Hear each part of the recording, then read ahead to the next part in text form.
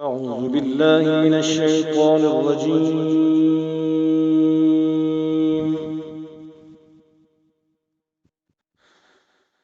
بسم الله الرحمن الرحيم.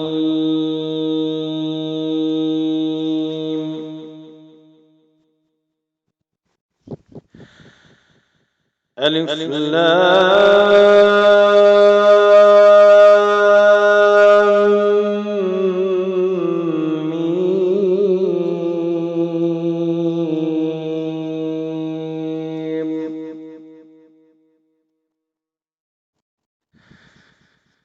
ذلك الكتاب لا ريب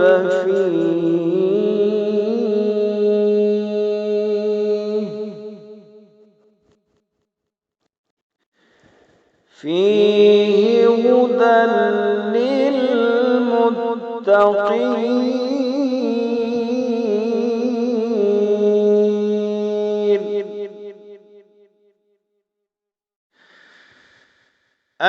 الذين يؤمنون بالغيب ويقيمون الصلاة ومما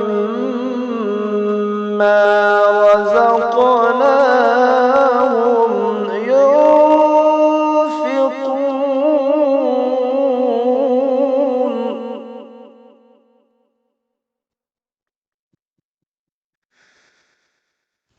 والذين يؤمنون بما أنزل إليك وما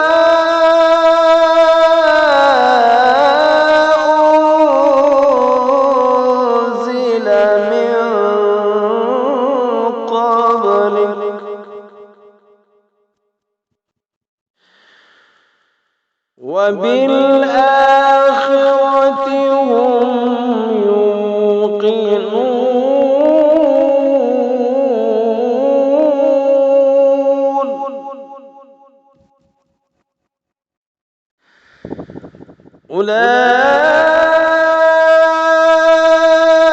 أولئك على هدى من ربهم وأولئك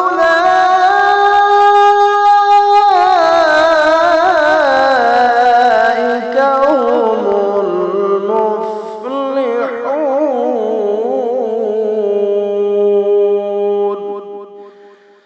صدق الله.